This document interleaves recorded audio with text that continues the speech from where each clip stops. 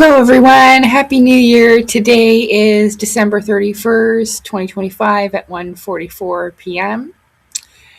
I would like to start off today by recording a little video, probably a series of just a few short videos that I'm going to put together, because there's something that I realized connected together, and they were different translations of the same thing. So, as you can see on your screen, I've talked about this before. What I learned about Madame Blavatsky was that she was studying the Eastern teachings and translated it into a way that Western minds could understand it, to put it simply, okay? And created something called theosophy, all right? And it kind of, like I said, it is a translation from Eastern to Western minds. And I found it to be very helpful, especially what they wrote about initiation, which kind of outlines how soul school works. And I'm going to explain a little bit about what that means to me now, today. So really quickly, we have a school in our physical lives when we're awake. Grades kindergarten through 12, right? And then on to university. Well, it reflects in a spiritual way. So we have the physical and then the non-physical. And so we also have a soul school where our spirit and consciousness learns things. And this takes place while we go to sleep. Now, people know about subconscious dreams and the inner workings of the mind and emotions and spirit in that regard. But there is a little bit more to it, because I'm not exactly sure how many people realize that they are spirit body traveling at night when they go to sleep. This is part of your spiritual life. A lot of the things that you'll learn in soul school, if not all of them, happen during this time. Okay, so let's just get that out of the way.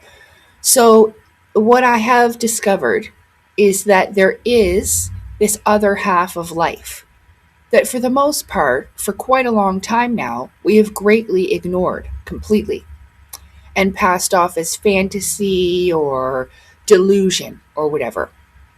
But a lot of people have this, if not everyone. I mean, pretty much everyone that's here and alive that has a physical life has also a spiritual one.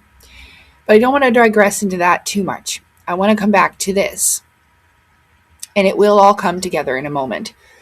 So with this here, I realized that the 7 root races, which are different consciousness stages and evolutionary steps in humanity, okay, in our journey to what we've become today. And there have been many different civilizations in ages past that have attributed to our creation through different means of genetic mixing and stuff like this. Now, again, I am seeing this in the perspective where it is beings of the unseen realm, and that the spirit realm at one time was connected with the physical world, and this is how we would have a mixing of genetics with the genes from these beings of the other dimensions. Okay, that's my best guess with that, and my feeling on that. But this here shows how the root races progressed. And there's something that I didn't really know at the time when I first looked at this, about how significant the elements attached to these races are. Now, if you can see the polar race, which I need you to remember because what we're going to look at next, it uses this Polaris, or the pole star. Okay? So the polar race is connected to the element of fire. The Hyperborean race is air. The Lemurian race is water. And the Atlantean race is earth. The Aryan race is ether, or aether, which is like the 5th element, being in the 5th position. Now we have future races that will be 6 and 7. It aligns just as many, like how we have the chakras. The number 7 is extraordinarily significant and matches up to many things, not only the root races, not only dimensions of up and down, 7 going up and 7 going down, I just lost my train of thought. Dimensions, races, elements. So we have the 5 elements. I apologize. So we have the 5 elements. And I don't know if people are aware, but the Atlantean race was the one before us. These is pre-biblical times. Okay, I always knew it as the Atlantean race, but I didn't know why. But also it's known as the antediluvian age, before the age of now. Okay? So it was earth, air, fire, water, ether, the 5th element. There were at 5 root races, 7 going up, 7 going down. So again, with the combination of elements, all of these races that have gone before us in civilizations and ages past have combined, unified themselves to create this 5th element, this 5th race. And it will continue on from there. If you don't understand about this, I'm going to go down here and go to the 4th and 5th root races, okay? Oh, please don't freeze. Okay. So now, this isn't set in stone, but it gives you an idea of how civilization progressed through all this time, okay? Because it appeared 4,500,000 years ago in Africa. This is how long humanity is. And it lines up to the yugas in Hinduism. We're going to get there, okay? But I know a couple of translations, so it's the same thing translated into different, it's like different languages, saying the same thing, different languages, okay? So we have, all the 4.5 million years ago, okay? And the Atlantean root race had Mongolian features. So this is why, in some cases, they say some of these extraterrestrials or aliens look a bit Asian. This is why. Because they come from these races past, okay? And they've combined with each other from different continents. Where is my little arrow? Oh, here we go. So we're going to go down a little bit further and read the 5th root race. Now, it's quite long, okay? So actually, I'm not going to read this whole thing. But, again, I don't agree with everything that's said here, but it is a translation, like I said, of the same information so that we can understand it, because it is quite big in the Hinduistic teachings within the Vedas and stuff like that, okay? It's quite a lot.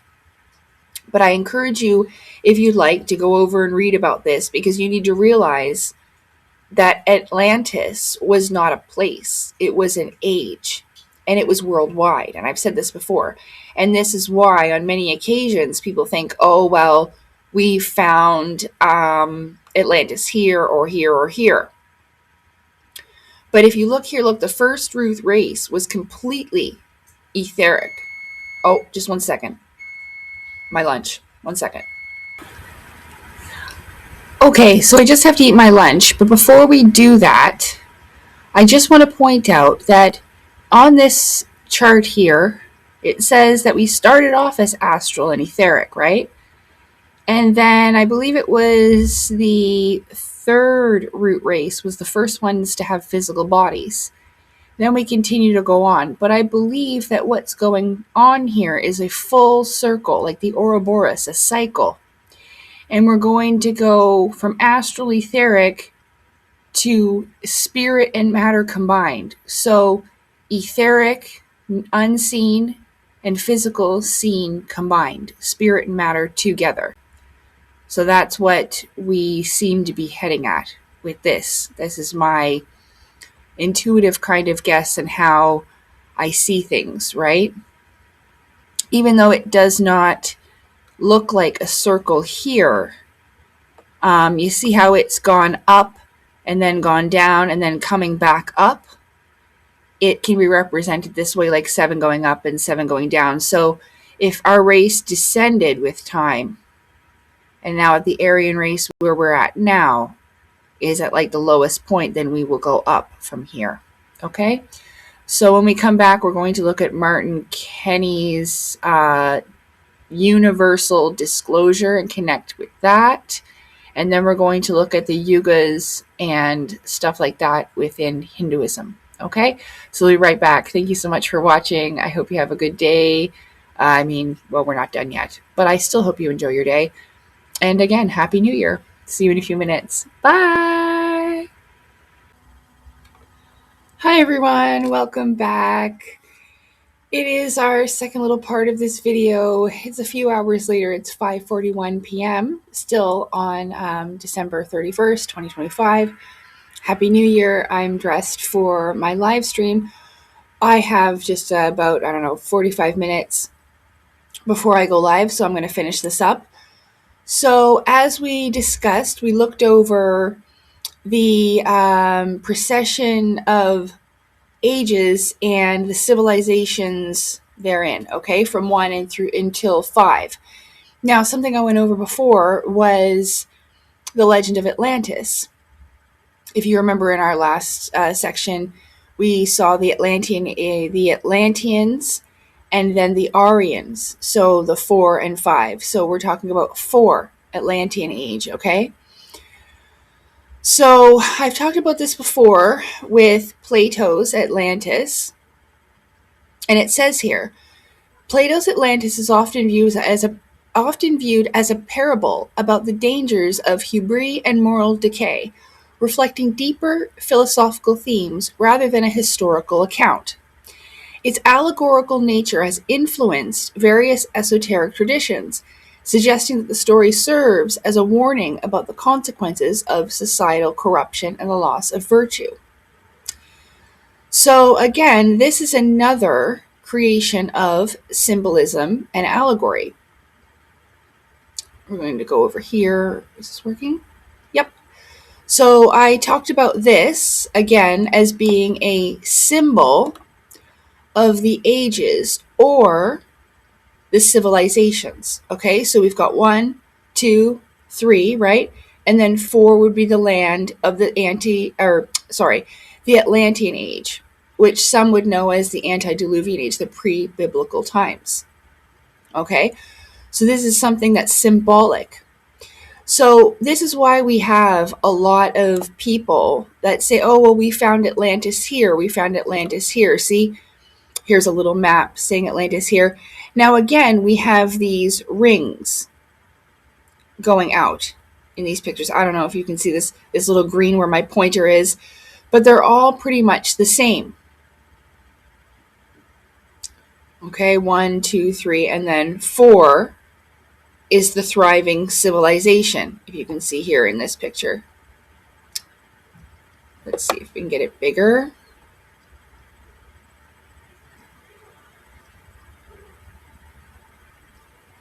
Just a second.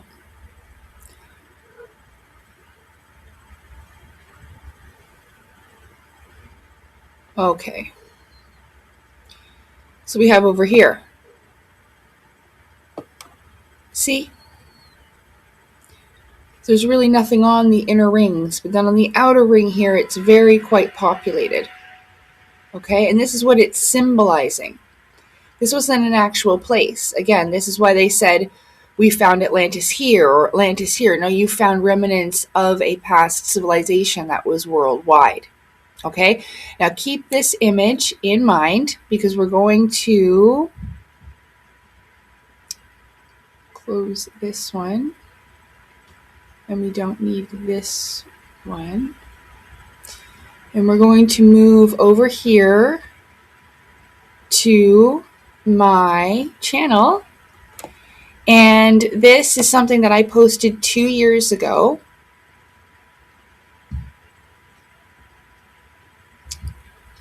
This is called Universal Disclosure by Martin Kelly. Okay. So what this is basically, unfortunately it's only a 360. This is a visual, like like a diaphragm, like a, not a diaphragm, a diagram, visually, a 3D model. Sorry, I was looking for the words. A 3D model of what we originally looked at with the precession of the races. The polar race, sorry, just one second. I have to get that back up. So we have the polar race of fire, which were completely etheric, and then the Hyperborean race of air, then the Lemurian race of water, the Atlantean race of earth, and the Aryan race of aether. Okay?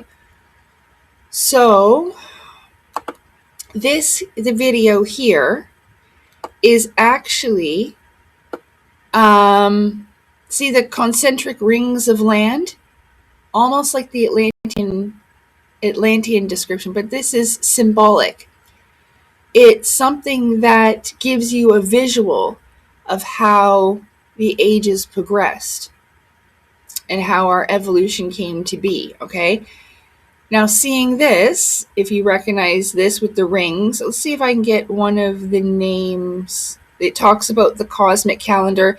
This is also connected to the yugas and the Hinduistic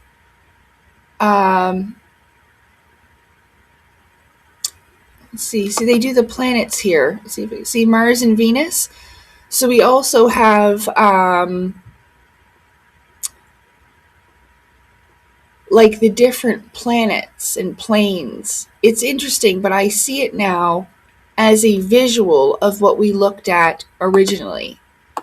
So what we're looking at here in this picture, okay, with this, we're also seeing it here with this, with all of these rings this way. And it's just another way to symbolically see this. Okay? So again, these civilizations have risen and fallen, each given way to the next race. All right? So now that we've looked at this, I'm going to pause and I'm going to bring something up. Hold on. It's this. So what we've been looking at, this is like a newer version. The Terra Infinita map is a newer version of the same thing. So again, here we have, this is the Terra Infinita map, looking at it just differently. Here, look, I'll show you. You're looking at it different. Marvin's in heat, so she just talking away. There's like 7 going up. You see, Marvin. 7 going up, 7 going down. Well, not 7 going up, actually. There's only 1, 2, 3, 4, it looks like there, but okay, let me see something. Over here. Oh no, what's this? Oh, well, it won't show me a bigger picture of that. Let me see here. So this is also the universe here in this picture here. But what we're seeing is another way to interpret it, or a different perspective. With the Terra Infinita map, you see the rings here and here.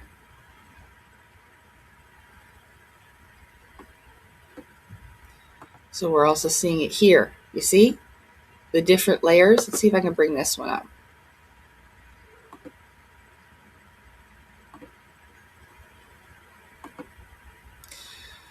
So this is a yogi's journey to the mystic universe. You see how it has all these different levels? They could be seen as dimensions or worlds, planes, or planets. You see?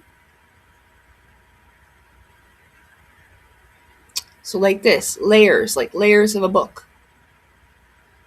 So it's all, see the red and the blue here at the bottom?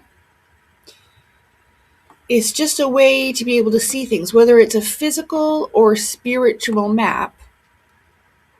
Okay, this is what this is. Oh, these are small pictures. I don't know if you can see them, but these are this is the work of Claudio Nocelli.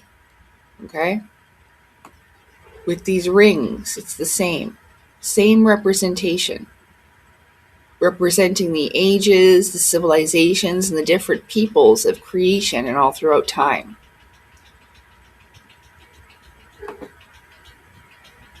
So, and it's quite large, but it's just laid out differently. Instead of up and down this way, it's been laid out flat, like a big spiritual map.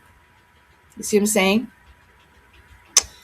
But it's been interpreted many different ways. But it's the same, it's telling you the same thing, but just like the same document, but in different languages and interpreted a little differently. That's all.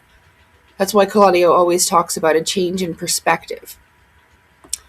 So there's one last thing I'm going to show you. I just need to pause. So we've had a good look at this one here. Okay. So now I'm going to show you the yugas.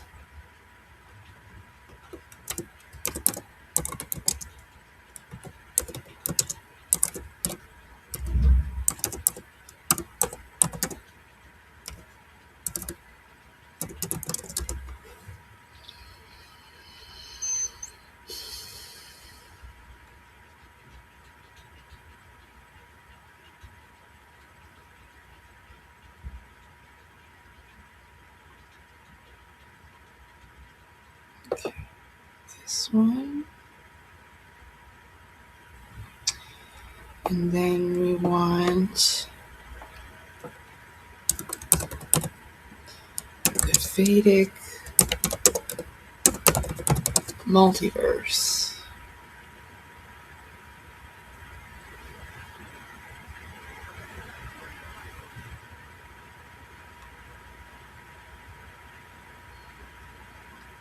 Okay.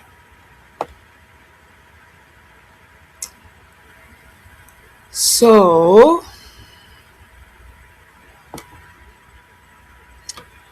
we have this one here. Okay, so the picture that we looked at in that giant, here it is here.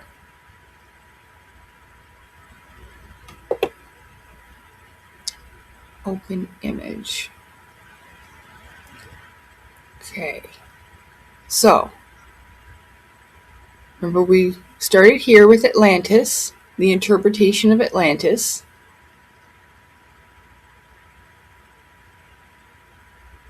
And then here, okay,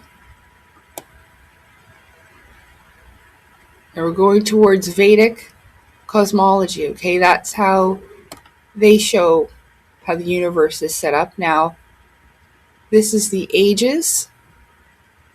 You see again, it's with these rings, these cycles, how it's turning, ascending and descending, right?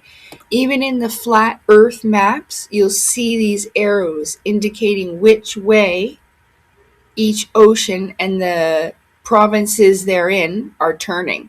So whether they're ascending or descending in that way. I'll be able to bring that up for you in just a moment to show you before we go. So I'm almost finished showing you this. So this is 12,000 years of descension and then 12,000 years of ascension. Okay? So this is how they describe it visually, you know, to show you how that works with a little map.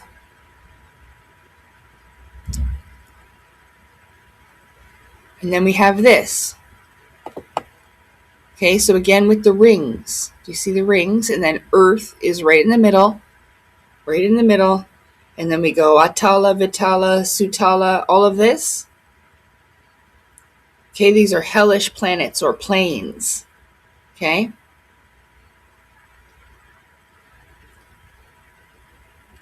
So if this is Earth, then these are heavenly planets, and there's 33 million demigods and demons that live in these realms. 330 million.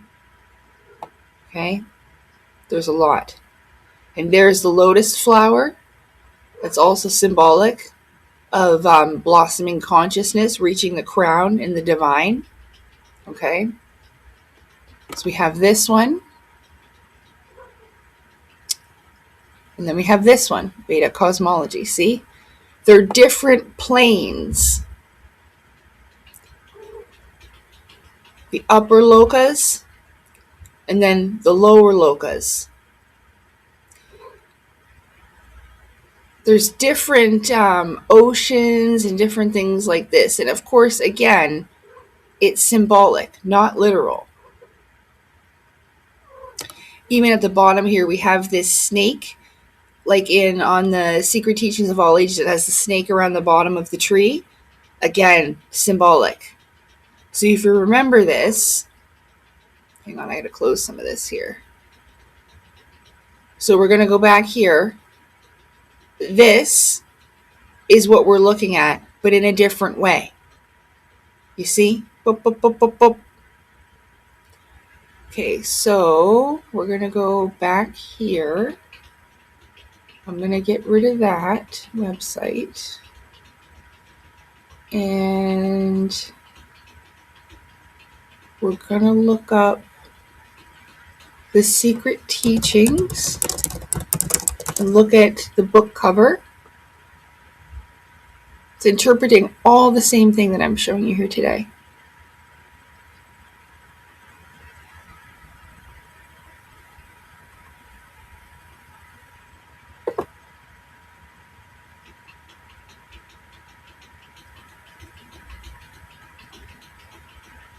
Okay, so here we are here. I've shown you this book before. But again, primordial fire and water. And then we have the great tree, and that's all the divine beings of the higher realms, and the eagle at the top. Okay, because the eagle flies the highest, representing the Most High, the divine creator, right? The one that sees all. Mount Meru is you. Okay, this little bridge is symbolizing you have to go down to go up, or to go in to get out. Yes? The ice wall ring symbolizing the plane in which you're contained. The Ouroboros, the cycle of life or reincarnation cycles. Then again, that snake at the bottom. And this is a rainbow bridge where the gods descend down into the mortal realm. Okay? So that's another translation. Marvin's just talking away. All right, so we did the Terra Infinitum map. We did that. We did the Vedic thing. I think I've covered all the different versions. So again, a multiverse kind of look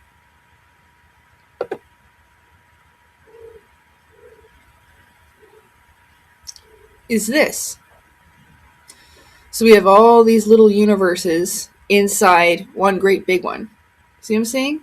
See all these little, right? So we could be right here, and then there's other worlds inside of our little bubble. All right? Little bubble right here. And then we're going to go back over to,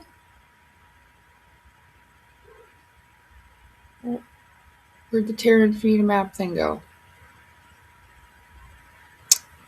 I've lost it.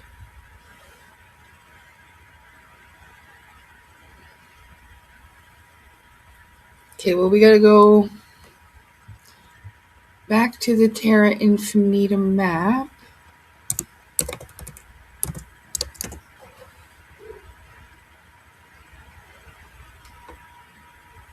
Oh, that didn't work. Sorry.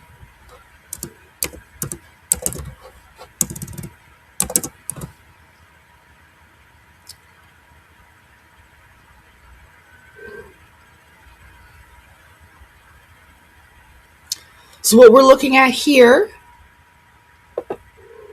is also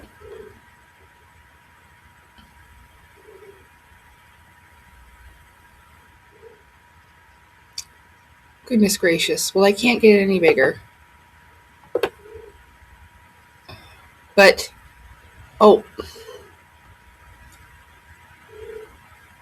But what happened? Okay. So here, this map, it looks like a giant cell. This is, hold on.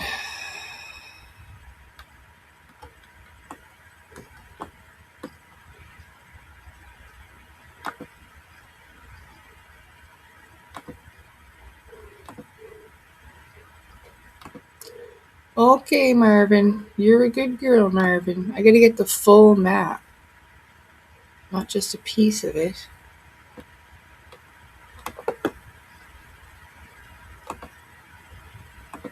Okay, this is better anyway.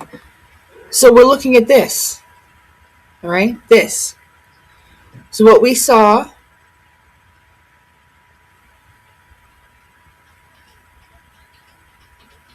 right here, this, okay, is another way to interpret it, is this. Okay? So it's all showing you the same thing. Whether it's this, okay, or whether it's this, okay, or this one here, okay, see,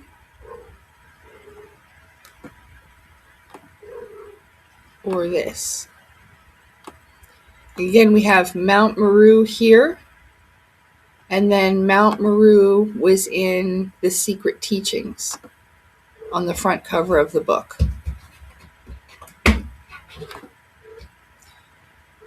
So, give me a second.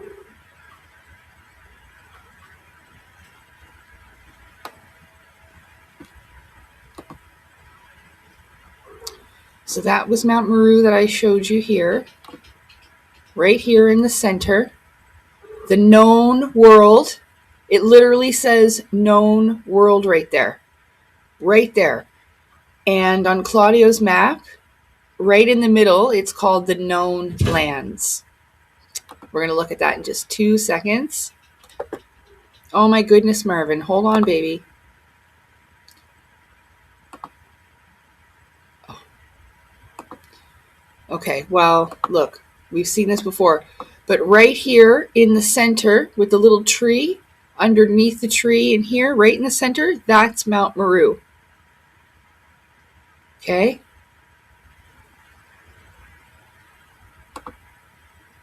So, this is Mount Meru, the known world or the known lands. Now watch this.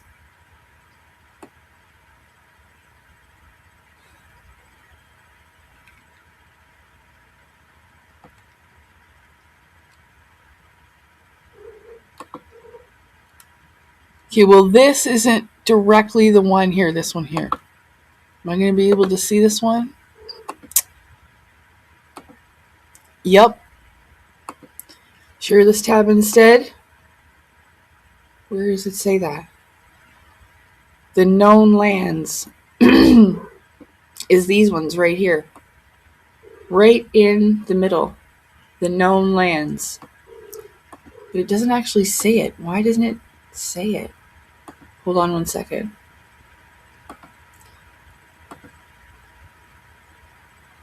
Well, it does in this one, but this one isn't exactly Claudio's interpretation, but still, it's where it all comes from. So look, Atlantis here, Lemuria here, okay, the Ocean of Mu, okay, and look, known lands, right there. This would be Mount Meru, right here in the center. And then we have all these other lands. Where was that other one? Right here. So there's Mount Meru, the known lands. And then we have all these other planes. See? Outside of them, which would be known as planets. Here's other universes out here. Okay? These little balls right here. We're in one big ball right here. There's the planets and stuff. other universes now. We go back to this. Ta-da! We're looking at the exact same thing, just interpreted differently. So I hope you've enjoyed today's little presentation that I have for you. I hope that you liked that and understood the interpretation and what what finding the Terra Infinita map helped me be able to see. You see? So, yeah, I guess now I understand why I called all of my supernatural life future connections when I was young. I used to call it that. And now I understand why that is, because I'm making all the connections now in the future between all of these things. So I hope you enjoyed it as much as I did to show you these things. I just wanted to get this over with before I go live and hang out with everyone. So we're just looking over a couple of the interpretations, again, leading us back to the Terra Infinita map, which is here. So yeah, we've all just looked at the same thing. If you want to watch the Martin Kelly's video, I will link that below. Everything pretty much that I've talked about and shown you today is available in searches on the internet. I just looked up the esoteric Plato's Atlantis esoteric. Okay, and again, esoteric is like information for only a select group of individuals, but I don't believe that. Here, I'll read it to you. Hopefully this won't screw everything up.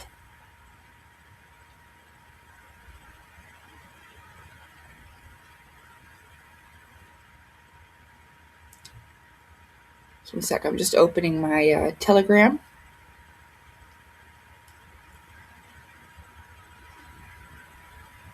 Okay, I'm going to read you the definition of that esoteric and exoteric, okay?